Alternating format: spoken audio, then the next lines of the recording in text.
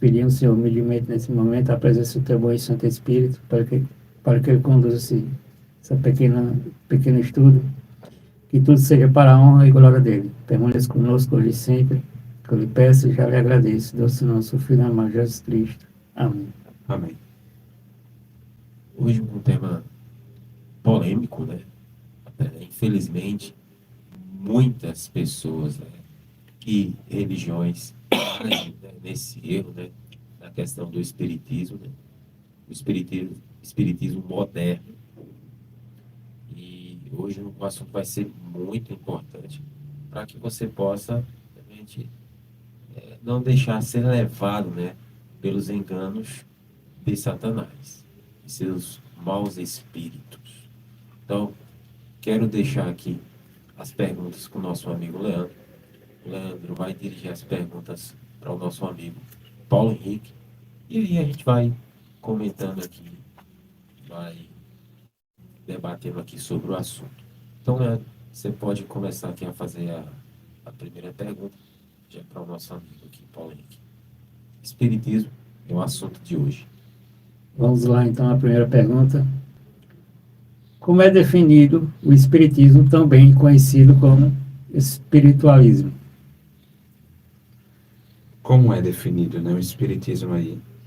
Embora já abrimos um espaço aqui para esclarecer algo, né, isso que a nossa posição, o que nós pregamos aqui, acredito, desde o momento que começou aqui esse programa na rádio aqui, Nova FM, a nossa posição é sempre falar sobre a questão de assuntos, ideias que são defendidas no campo religioso e nunca estamos contra pessoas em si. Então, só para deixar assim claro, né? Porque talvez possam muitos se achar incomodados e como todos têm o direito de crer naquilo que quiser, né, de defender, possa ser que alguém, não sei, seja espírita ou ouvir, ele tem o direito também de pensar contrário. Só que a nossa posição, biblicamente, que iremos apresentar é o que nós entendemos como está na Escritura e daí queremos apresentar. Por isso que até a série, né? Vida unicamente em Cristo. Então, fora de Cristo não existe uma vida inerente que seja do ser humano em si. Só em Cristo. Tirando essa vida que é em Cristo, ou seja, quando o ser humano não o aceita como Salvador e Senhor, não tem como ter vida, não tem como ter vida eterna. Aí respondendo aqui diz assim: como é definido o Espiritismo e também chamado espiritualismo? Doutrina cujos partidários pretendem comunicar-se com os espíritos dos mortos por um intermediário, a quem dão o nome de médium. Então, é uma doutrina, tem um ensino aí, né, que eles pretendem comunicar-se assim com os espíritos dos mortos, tem essa crença, e que através de um intermediário. Então, veja só, o espiritismo tem essa crença, que a pessoa, ela tem uma alma, né, um corpo aí material, né, que não chega a morrer, e tem uma comunicação, né, com essas pessoas. E essas pessoas aí têm missões que já faleceram de vir ajudar o ser humano na Terra, e etc e tal, né? Aí aqui continua. Crença daqueles que pensam que se estabelece ocasionalmente comunicação entre os vivos e os mortos que sobrevivem a algum outro modo de existência. A verdade primordial do Espiritismo consiste na faculdade e possibilidade de o espírito voltar, sob certas condições, e comunicar-se com os que estão na matéria. Então eles têm essa crença, né? Você vê mesmo uma pessoa bem importante no Espiritismo, né, que até hoje é comentado, o Chico Xavier, tem uma crença entre eles que eles acreditam que ele irá ter uma reencarnação no próximo século. E vai ser em Jerusalém. É que ele vai voltar ali com uma missão. Enfim, então veja só, eles têm a crença de que o ser humano tem uma alma aí imortal.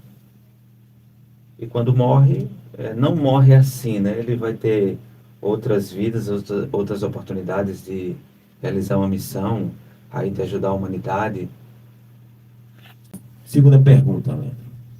Existia esta doutrina nos tempos antigos, Essa doutrina de comunicar-se com os mortos, né? Crer que os mortos de fato assim não morrem, mas que tem uma alma imortal, que pode voltar a se comunicar.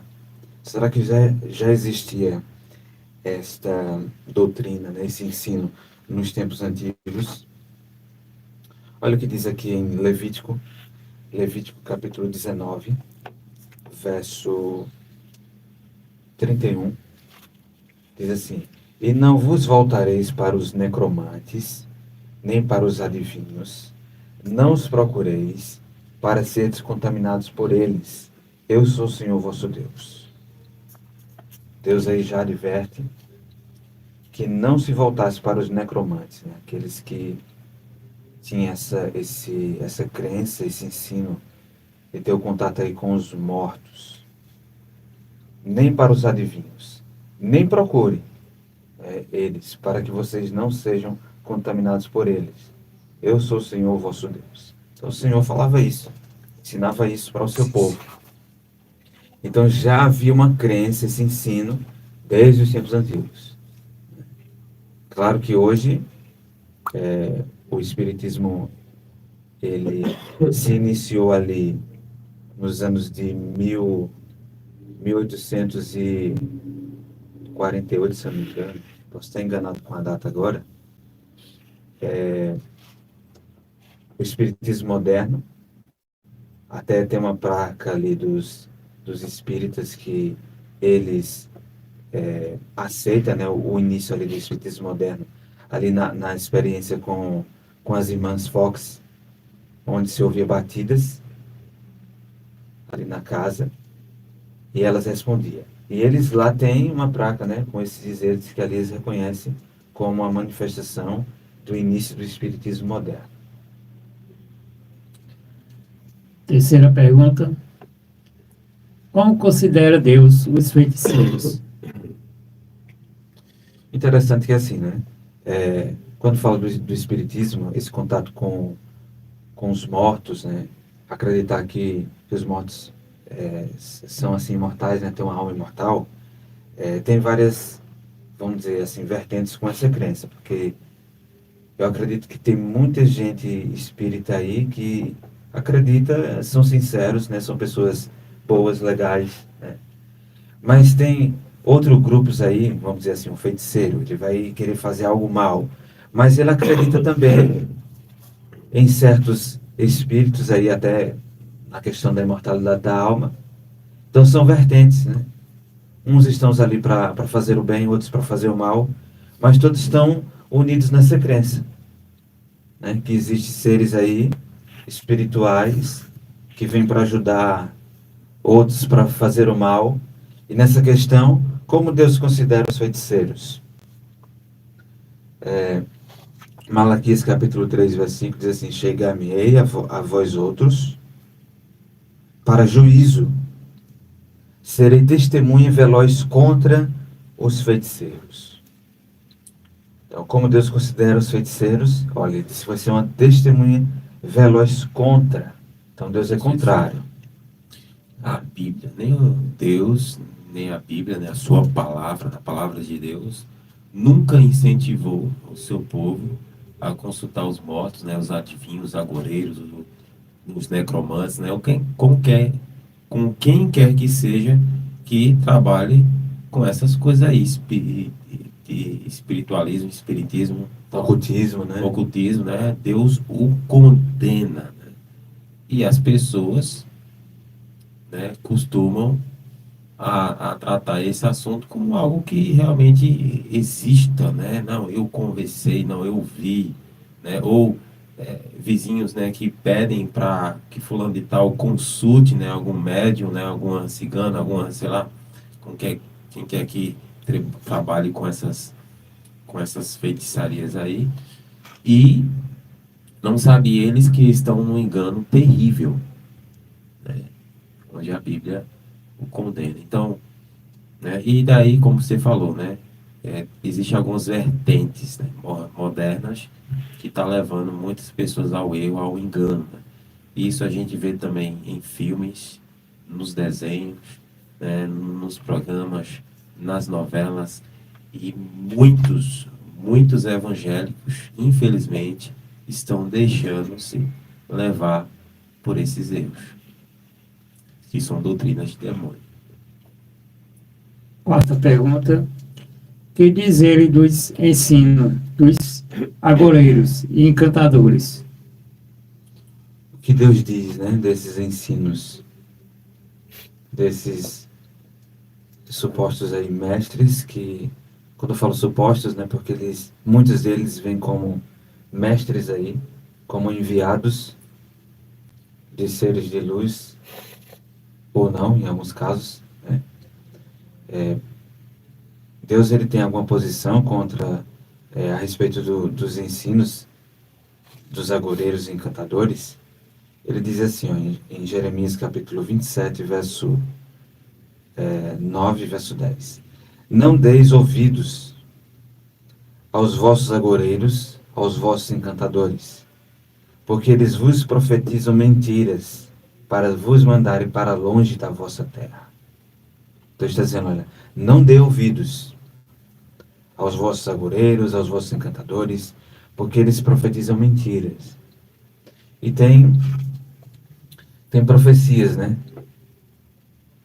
Eu acredito que alguns de vocês aqui já ouviram falar de algumas dessas profecias referentes ao futuro, né? Allan Kardec, né? Falar de profecias com respeito ao futuro aí da humanidade.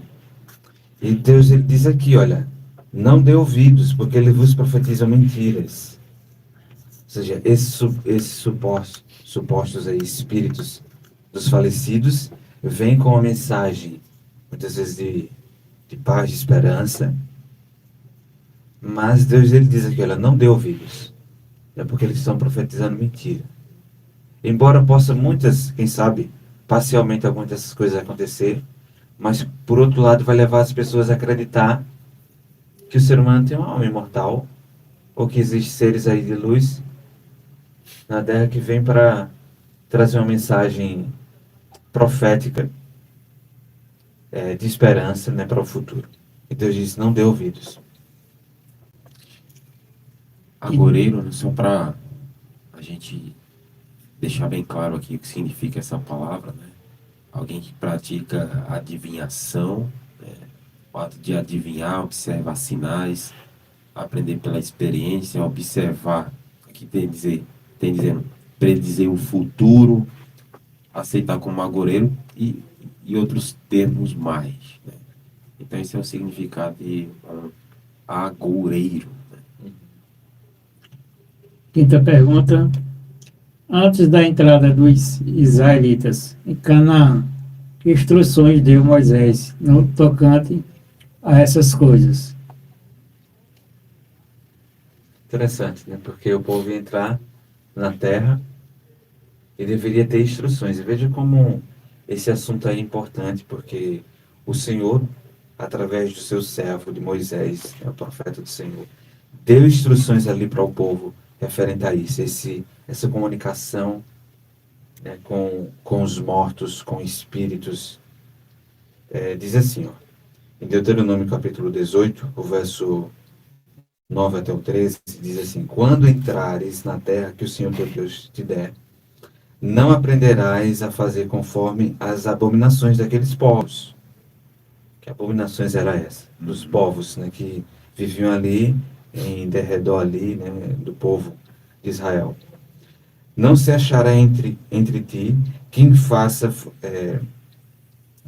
passar pelo fogo seu filho ou a sua filha, nem adivinhador, nem prognosticador, nem agoureiro, nem feiticeiro, nem encantador, nem necromante, nem mágico, nem quem consulte os mortos. Pois todo aquele que faz tal coisa é abominação ao Senhor. E por estas abominações o Senhor teu Deus os lança diante de ti. Perfeito serás para com o Senhor teu Deus. Veja que aí ele enumera, né, uma classe. Interessante quando começa logo a falar, né? Não haja, é, não haverá entre ti quem faça passar o seu filho pelo fogo, ou sua filha. Havia uma crença entre os pagãos que ao eles sacrificar o filho ali para os deuses, né, em especial Moloque, essa divindade pagã aí, se o filho conseguisse sobreviver às chamas, eles entendiam que ele foi favorecido pelos deuses. Então essa criança ela poderia crescer e ela fazia o que ela bem entendesse. Então imagina aí. Aí daí vem outros, menciona aqui, né? Mágicos, necromante, feiticeiro, ou seja, esse tipo de mestres aí não deveria haver entre o povo de Deus, né? Vocês não podem, porque Deus havia expulsado todos. Proibição total. Então, se entre o povo de Deus, o povo de Israel, quando estava sendo governado pela teocracia, o próprio Deus ali estava dando as ordens. Quando havia alguma manifestação dessa entre o povo de Deus, era punido. Não se deixava passar. E daí a Bíblia usa de vários termos, né? A gente já viu agoreiro, encantador, aí aqui tem a palavra adivinhador, prognosticador, feiticeiro, encantador, Mágico. alguém que consulte espírito adivinhante, Mágico. mágico, né? Nem quem consulte os mortos, né? São nomes distintos, né? Alguns têm algumas funções distintas, mas tudo está relacionado aqui, né? Deus já deixou, já deu essa advertência para todos esses tipos aqui de práticas, para que realmente você não encontre nenhuma brecha a querer consultar alguém que trabalhe com essas ideias aí, né? Então, Tem uma nota aí, Gleice, eu não sei se você gostaria de ler, eu leio aqui. não pode, né? Diz assim: quem quer que consulte médiuns, ou com eles se envolva, ou quem quer que professe receber instrução ou comunicações dos espíritos de mortos, desobedece a essa clara instrução, colocando-se em terreno inimigo.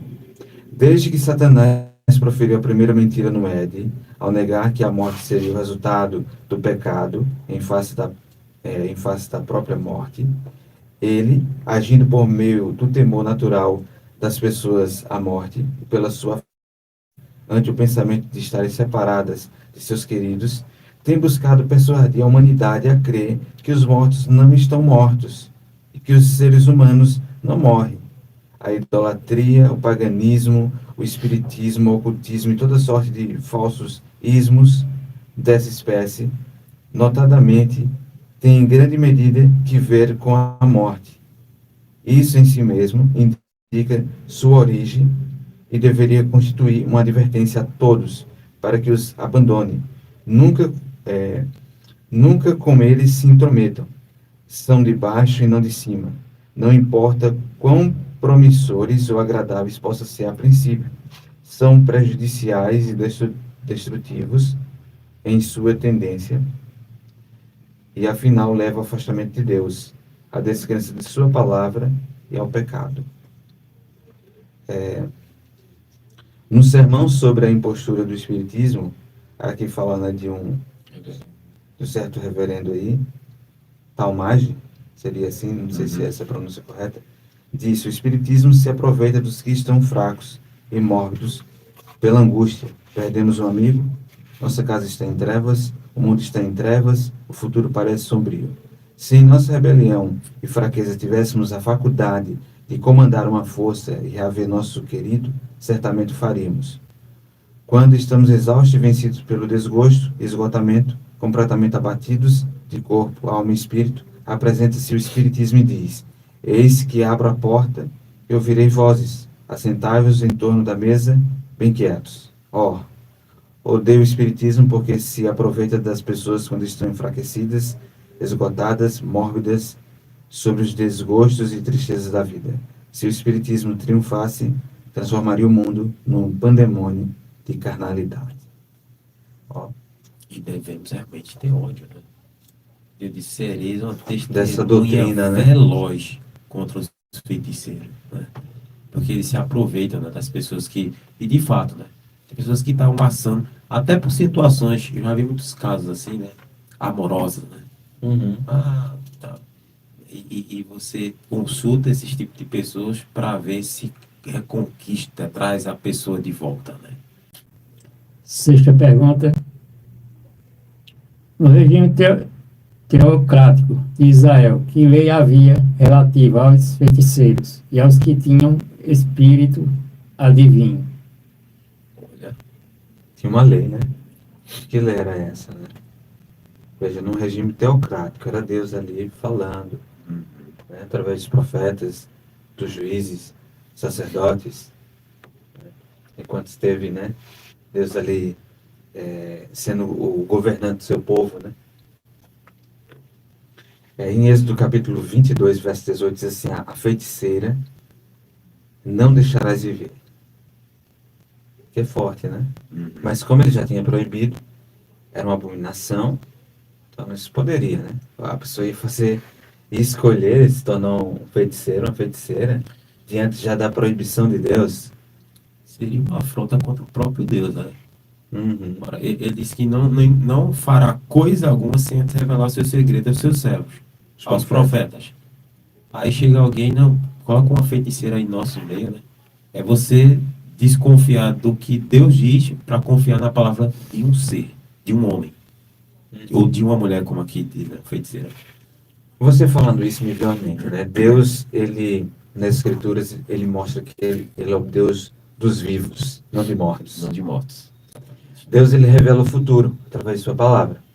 Por isso que a palavra é a palavra profética, né? Profecias referente ao futuro. Como vai ser o desfecho final de tudo isso? Agora imagina, como você disse aí, não, vamos procurar alguém que vai nos revelar o futuro, que vai ter um espírito familiar, para a gente saber da nossa vida, o que vai acontecer. Ora, você está desprezando o Deus que revela o futuro para ir consultar mortos, né? Aí aqui ainda o outro verso, Levítico capítulo 20, o verso 27, diz assim, o homem ou a mulher que sejam necromantes ou sejam feiticeiros serão mortos. Tanto isso mostra quão perigosa e mortífera é aos olhos de Deus qualquer coisa das espécies. A pena de morte aí deveria morrer, no regime teocrático de Israel. Sétima pergunta. Com que é por São Paulo classificada a feitiçaria? E que diz ele dos que são culpados destas coisas? O apóstolo Paulo, que sempre apresentou o Senhor Jesus Cristo como a solução, para todos os problemas, e o principal que causa todos os outros problemas, o pecado. Ele apresentou Jesus Cristo e também ele deu advertência, falou de pessoas que poderiam se perder. E entre as pessoas aqui que ele fala em Gálatas capítulo 5, verso 20 e 21, diz assim, idolatria, feitiçarias, inimizades, porfias, ciúmes, iras, discórdia, que não herdarão o reino de Deus os que tais coisas praticam. E entre essas tais coisas aí... Espírito adivinho. Interessante, né? Não sei se vocês já foram convidados aí, né? Mas na minha família já chegou perto assim, de ter contato, ter pego materiais. E é como eu falei, tem muitas pessoas legais, né, que estão aí, que acreditam que essa doutrina seja correta, né, que tem o final desse caminho, um final de esperança, de paz, né, de vida eterna. E aqui diz assim, ó, Isaías capítulo 8, verso 19. Quando vos disserem, consultai os necromantes e os adivinhos, que os chiureiam e murmuram, acaso não consultará o povo a seu Deus? A favor dos vivos, se consultarão os mortos? Peraí. Tá vendo? Vamos querer ter uma mensagem para alguém que é vivo, então vamos consultar quem está Quem está morto morto. para trazer alguma mensagem, né, para essa pessoa, A Bíblia, solucionar o problema da pessoa que está viva. a Bíblia trabalha com lógica, né? E, nesse sentido, né? De quem diz que está morto. Ora, Jesus diz, eu sou a vida, né? Ninguém vem ao Pai senão por mim, né? Ainda que morra, viverá crendo no seu nome. Ele veio para dar vida e vida em abundância. Aí a gente vai consultar um espírito adivinho ou consultar alguém que já morreu. Não tem lógica, né? Então, para Deus é uma abominação. Então, quando alguém vos disser, né? Consultai os que têm espíritos familiares, né? Os necromantes, os adivinhos, né? Que chilreiam e murmuram entre dentes. Não recorrerá um povo ao seu Deus? A favor dos vivos, interrogar-se-ão os mortos? Que é uma pergunta, né? E daí tem uma nota aqui, Paulo Henrique, que diz assim, dando o sentido deste passo, né? Diz o doutor Adam Clarke, não recorreria uma nação ao seu Deus? Porque se interrogariam os mortos no que concerne aos vivos? Mas isso é exatamente o que o Espírito manda os homens fazerem. Interrogar os mortos naquilo que concerne aos vivos. Não tem lógica. Pergunta 9. Que instrução dá a esse respeito o apóstolo João? João, ele dá uma instrução, né? A respeito, olha, você vai ser convidado, o que fazer diante de tal convite ou diante de tais afirmações, porque pode acontecer de, sei lá, um desses espíritos aí, supostos seres queridos, né, que agora são seres de luz, na visão dessa doutrina aí. João, ele diz assim, 1 João capítulo 4, verso 1. Amados, não deis crédito a qualquer espírito, antes provai os espíritos se procede de Deus. Antes provai os espíritos se procede de Deus. Sempre vai ter um mensageiro, e o mensageiro vai ser um médium, intermediário ali, vai dizer, olha, o Espírito falou isso e isso. Mas espera aí, essa mensagem vem de Deus? Com tantos versos que nós lemos aí, Deus proibindo, como é que agora viria um espírito de um suposto falecido para trazer uma mensagem do céu? E a gente vê muito isso nos nossos dias, né? Tem um irmão, nesse caso, não mais irmão pertencente à família da fé, porque ele está afastado, né? Uma vez ou outra que ele visita a igreja. E tem dado muitos vídeos que falam a respeito assim, né? Tipo, profetizando o futuro, né? Não, falando de tal vai morrer. Não, falando de tal vai ser rejeitado, vai sofrer impeachment. Não, falando de tal vai voltar, né? Ou de alguém próprio, né? Às vezes um pastor, sei lá, alguém que se diz ser profeta. Não, eu tive uma visão, né? Que vai acontecer isso, aquilo, outro, né? Mas o que é que a Bíblia diz? Né? Você deve provar os espíritos. Né? Então, o Satanás, ele é esperto, né? Ele trabalha em várias áreas, né? Dentro do meio evangélico, ele usa pessoas como Deus usa pessoas, né? Como em seu intermediário, né? Como seu profeta para falar ao povo. E daí a gente tem o quê? Provar os espíritos, para ver se os espíritos procedem de Deus ou não. A Bíblia diz, ó, se tal pessoa profetizar algo e não acontecer, é porque ele é um falso profeta. Só que, claro, Satanás pode usar de uma pessoa para, sei lá, trazer uma visão para alguém e esse alguém profetizar e acontecer, né? Ele pode trabalhar sobre esse feito, né? E, fazer com que as coisas aconteçam para que realmente aquilo que foi revelado para fulano tal, né, que se diz ser profeta, né, diz assim, não, realmente, né, deu certo, então ele está falando a verdade, né, ele é um homem de Deus, né. Então tem muito isso, mas como é que a gente, aí daí o Lano vai fazer a próxima pergunta para que a gente realmente possa sobre essa situação, esse cenário, o que que a gente pode fazer, usar para ver se realmente é de Deus ou não.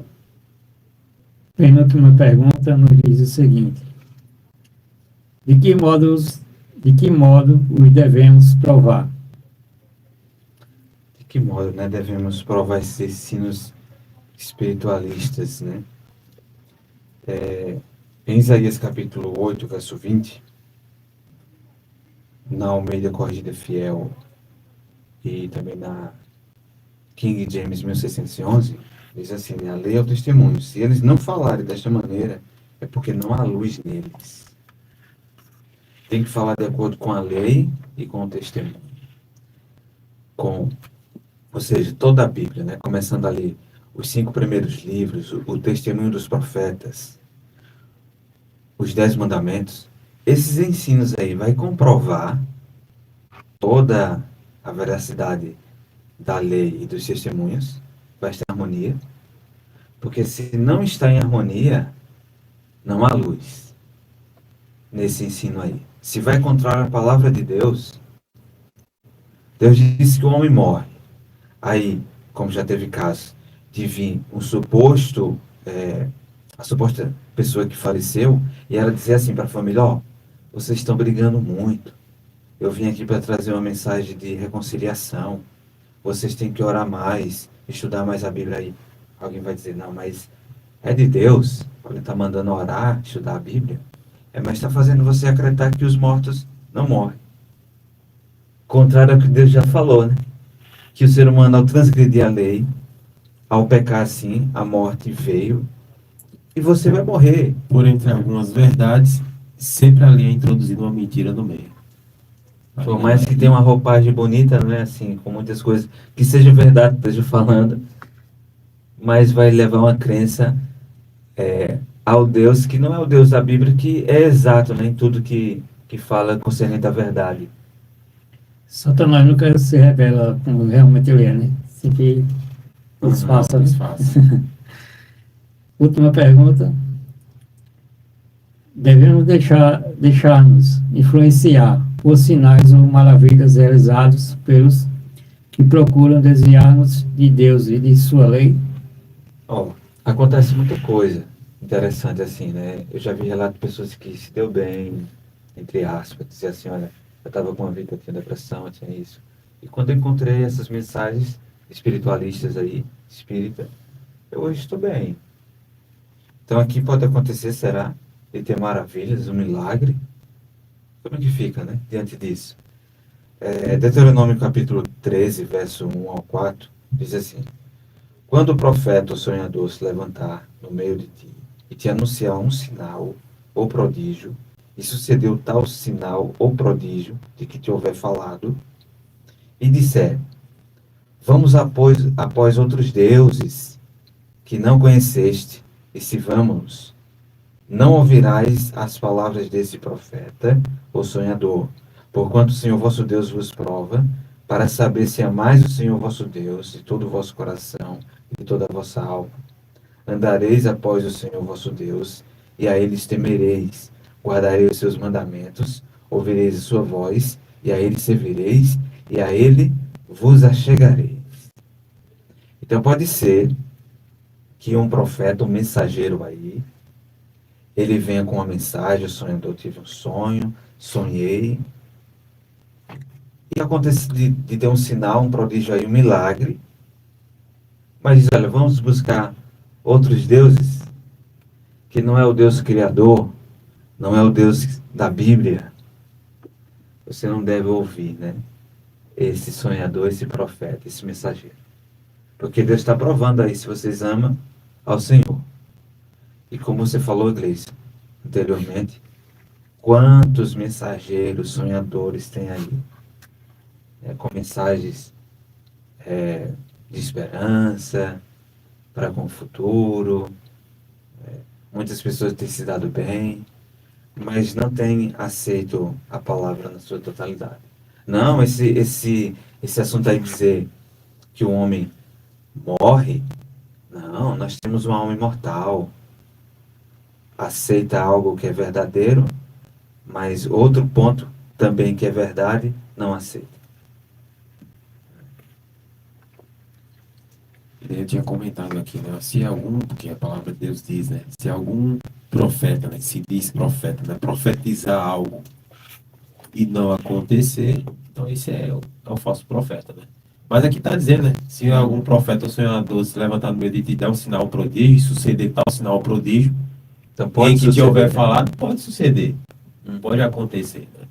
Mas, se ele disser, vamos após outros deuses que não conheceste e sirvamos-los, aí o que é que você deve fazer? Você não deve seguir. Então a gente deve realmente ler a Bíblia como um todo, né? Porque a Bíblia pode dizer alguma coisa em um livro e pode, em outro livro, complementar aquele ensino. Isso. Né? A Bíblia ela nunca vai se contradizer. Uhum. Ela é um complemento, né? Um pouquinho aqui e um pouquinho ali. Né? Como muitos usam do texto, né? Ah, nós somos salvos pela graça. Somos salvos pela graça, sim, né? A Bíblia diz que nós somos justificados pela fé. O jovem rico disse: o que é que eu devo fazer para dar a vida eterna? Jesus diz: guarda os mandamentos. Né? Então, assim, A graça, os mandamentos, a lei de Deus, elas não estão separados, né? não estão separados. Né? Então, é isso. Então pode vir, né, Gleison, um mensageiro que traga uma mensagem, mas que ele queira separar esses assuntos, ou menosprezar um, né? Enquanto aceita a graça, mas rejeita os mandamentos. Mas essa graça te leva a obedecer os mandamentos. Você pode usar assim: nenhuma condenação há para os que estão em Cristo Jesus. Eu tenho Jesus, né? Então eu estou salvo, né? A gente somos salvos com Jesus, sim. Mas ele disse: vós sois os meus amigos se fizermos o que eu vos mando. Né? Guardareis os meus mandamentos, assim como eu tenho guardado os mandamentos do meu Pai. Então, assim, falar, né, professar o nome de Cristo e não cumprir com as suas ordens, nada vale. E só bem rápido, a questão, né? Jesus Cristo é a vida. Fora de Cristo, o ser humano não tem como ter vida. E aqueles que morreram crendo em Cristo estão a dormir no pó da terra. E quando ele voltar, irão ressuscitar. Mas não é esse, como é ensinado, que as pessoas ficam aí a vagar, estão trazendo mensagem de esperança, de paz quanto ao futuro. Não, só Deus, na sua palavra, ele revela o futuro com segurança. O desfecho final desse grande conflito. Então, confie nele, né, obedeça a palavra, se firme nessa palavra, que você vai se manter livre dos enganos dos últimos dias. Né? E nós vamos continuar, né, no próximo domingo sobre esse assunto ainda. Não é isso, Gleison? Sim, sim. O Leandro falou, né? A última pergunta. Na verdade, não seria a última pergunta. No caso, a última pergunta de hoje, do programa de hoje, né? Isso. Porque, na verdade, o estudo é um pouquinho bem extenso, então vamos dividir em dois programas, porque a gente não daria para a gente passar tudo hoje. Ou até daria, mas para não ficar algo, como a gente tem pouco tempo, né? Algo muito assunto para um pouco de tempo, né? Pode confundir aqueles que estão a nos ouvir. Então, para a semana, a gente vai dar continuidade ao estudo falando sobre espiritismo, né? Se você achou importante, interessante, muito bom, peço que você possa compartilhar com seus amigos, né? Divulgar, né? Próximo domingo, os meninos vão estar falando sobre esse assunto. Então, é muito importante que você possa ouvir, né?